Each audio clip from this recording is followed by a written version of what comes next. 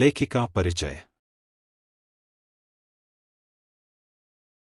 नाम महादेवी वर्मा।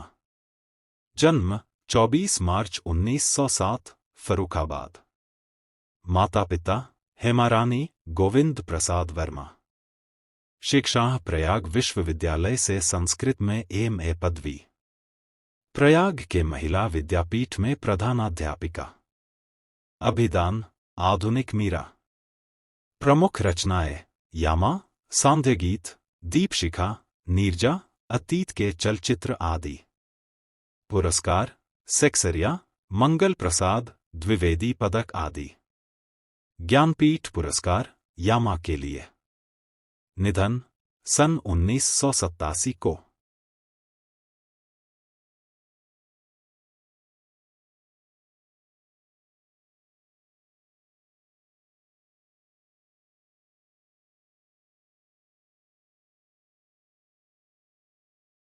एक वाक्य में उत्तर लिखिए।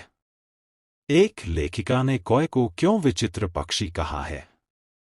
उत्तर: कौवा एक साथ समादृत, अनादृत, अति सम्मानित, अति अवमानित होता है, इसलिए कहा है। 2. गिलहरी का बच्चा कहाँ पड़ा था? उत्तर: गिलहरी का बच्चा गमले और दीवार की संधि में पड़ा था। 3. लेखिका ने गिल्लू के घावों पर क्या लगाया? उत्तर: लेखिका ने गिल्लू के घावों पर पेंसिलिन का मरहम लगाया। 4. वर्मा जी गिलहरी को किस नाम से बुलाती थी? उत्तर: वर्मा जी गिलहरी को गिल्लू नाम से बुलाती थी। 5. गिलहरी का लघु गात किसके भीतर बंद रहता था?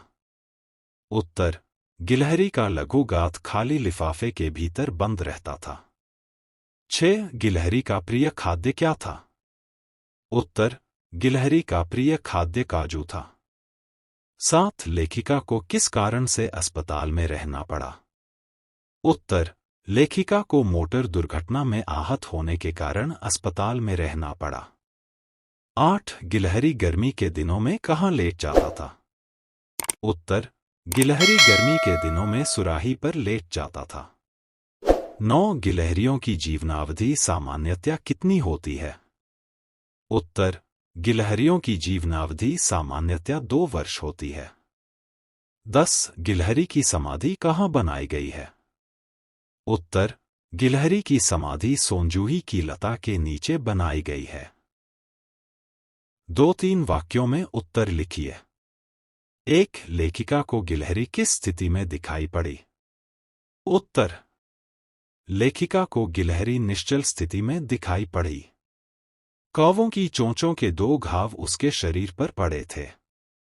2. लेखिका ने गिल्लू के प्राण कैसे बचाए? उत्तर: लेखिका गिल्लू को हौले से उठाकर अपने कमरे में लाई। फिर रुई से रक्त पोंछकर घावों पर पेंसिलिन का मरहम लगाया। कई घंटे के उपचार के उपरांत उसके मुंह में 1 बूंद पानी टपकाया जा सका। 3. लेखिका का ध्यान आकर्षित करने के लिए गिल्लू क्या करता था? उत्तर: गिल्लू उनके पैर तक आकर सर से पर्दे पर चढ़ जाता और फिर उसी तेजी से उतरता। उसका यह दौड़ने का क्रम तब तक चलता जब तक लेखिका उसे उठा न ले। 4. वर्मा जी को चौंकाने के लिए गिल्लू कहाँ छिप जाता था?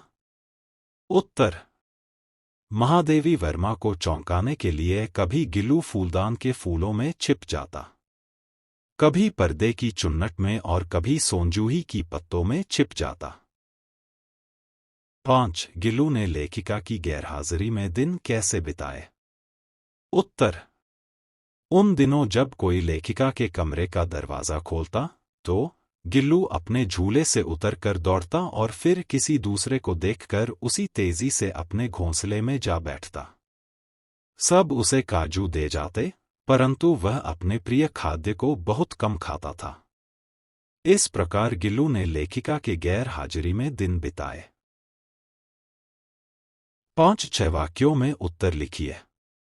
1. गिल्लू के कार्यकलाप के बारे में लिखिए। गिल्लू अपने घर में झूलता रहता था। लेखिका का ध्यान आकर्षित करने के लिए गिल्लू उनके पैर तक आकर सर से पर्दे पर चढ़ जाता और फिर उसी तेजी से उतरता। उसका यह दौड़ने का क्रम तब तक चलता जब तक लेखिका उसे उठा न ले। महादेवी वर्मा को चौंकाने के लिए गिल्लू कभी फूलदान के फूलों में छिप जाता, कभी पर्दे की चुन्नट में और कभी सोनजूही की पत्तों में छिप जाता। 2. लेखिका ने गिलहरी को क्या क्या सिखाया? लेखिका ने गिलहरी को बड़ी कठिनाई से थाली के पास बैठना सिखाया, जहां बैठकर गिल्लू एक एक चावल उठाकर बड़ी सफाई से खाया करता था। 3. गिल्लू के अंतिम दिनों का वर्णन कीजिए। गिलहरियों की जीवनावधि 2 वर्ष से अधिक नहीं होती, अतः गिल्लू की जीवन यात्रा का अंत आ ही गया। दिन भर गिल्लू न कुछ खाया न बाहर गया। पंजे इतने ठंडे हो रहे थे कि लेखिका ने हीटर जलाया और उसे उष्णता देने का प्रयत्न किया, परंतु सुबह की प्रथम किरण के साथ वह चिर निद्रा में सो गया। 4. गिल्लू के प्रति महादेवी वर्मा जी की ममता का वर्णन कीजिए। महादेवी वर्मा जी को गिल्लू से बहुत प्यार था। उसको बड़ी कठिनाई से थाली के पास बैठना सिखाया, जहां बैठकर गिल्लू एक एक चावल उठाकर बड़ी सफाई से खाता था। जब गिल्लू की जीवन यात्रा का अंत आ गया तब उसके पंजों को हीटर जलाकर उष्णता देने का प्रयत्न किया। इन घटनाओं से पता चलता है कि महादेवी वर्मा जी को गिल्लू के प्रति अधिक ममता थी।